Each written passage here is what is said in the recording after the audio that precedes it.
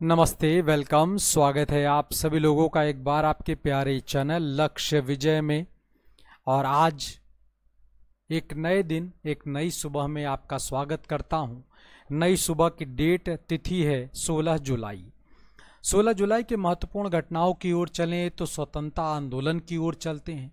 स्वतंत्रता आंदोलन की ओर चलते हैं तो द ग्रैंड ओल्ड लेडी के नाम से मशहूर अरुणा आसफ अली याद आती हैं। भारतीय राष्ट्रीय आंदोलन में इनका बड़ा ही महत्वपूर्ण योगदान रहा है। 1909 16 जुलाई अरुणा आसफ अली का जन्म। वैसे इनका जो नाम है वो अरुणा तो है, आसफ अली इनके पति का नाम था। तो अरुणा आसफ अली का जन्म हरियाणा के कालका में हुआ था।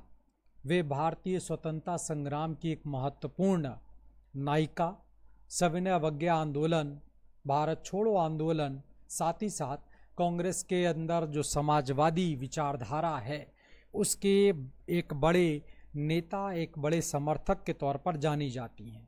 मैंने अभी आपको बताया कि आसफ अली इनके पति का नाम था।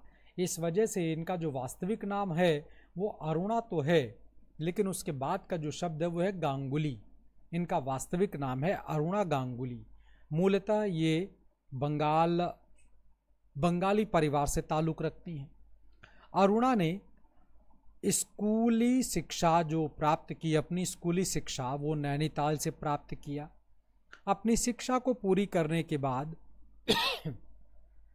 वो शिक्षिका के तौर पर उन्होंने अपने कैरियर को, अपने जीवन को आगे बढ़ाया और कलकत्ता के गोखले मेमोरियल कॉलेज में वो एज अ टीचर या एज अ प्रोफेसर आप कह सकते हैं, उन्होंने अपना कार्य एज अ लेक्चरर उन्होंने अपना कार्य करना शुरू किया। आज़ादी की लड़ाई से प्रभावित हैं।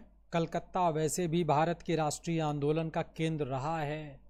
तो जो खुद बंगाली परिवार से है और जिसने अपने जीवन का जो कैरियर का शुरुआत है बंगाल से किया, तो स्वाभाविक सी बात है कि वो भी राष्ट्रीय आंदोलन से प्रभावित तो होगा ही होगा।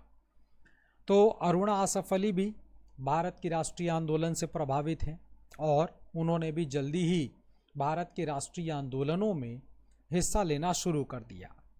आज़ादी की लड़ाई में, राष्ट्रीय आंदोलन में हिस्सा लिया तो फिर जानते ही हैं गिरफ्तारी भी होगी, जेल भी भेजा जाएगा।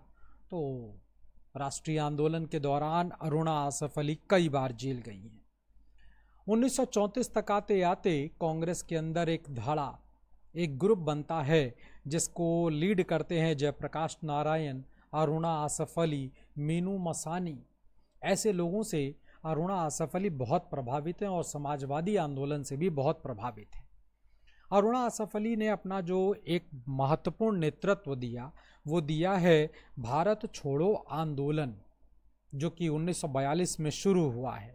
और इस आंदोलन में इनके साथ में आप देखेंगे तो उषा मेहता भी हैं, जिन्होंने जिसे भूमिगत कहा जाता है, अंडरग्राउंड रहकर अपने आंदोलन को चलाया था।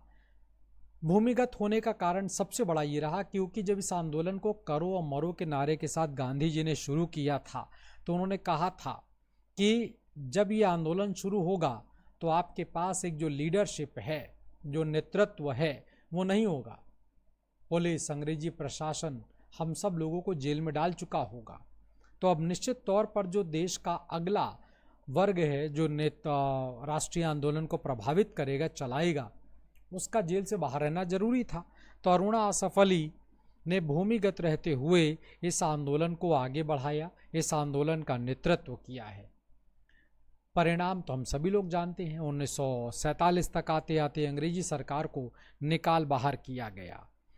राष्ट्रीय आंदोलन में उनका एक महत्वपूर्ण योगदान रहा है और राष्ट्रीय आंदोलन के बाद शांति, सौहार्द के लिए वो मतलब उनका जो कार्य रहा समाज सेवा से जुड़ा हुआ, उसके लिए जानी गई। तो 1975 वर्ष में शांति और सौहार्द के क्षेत्र में इन्हें लेनिन पुरस्कार से भी सम्मानित किया गया है।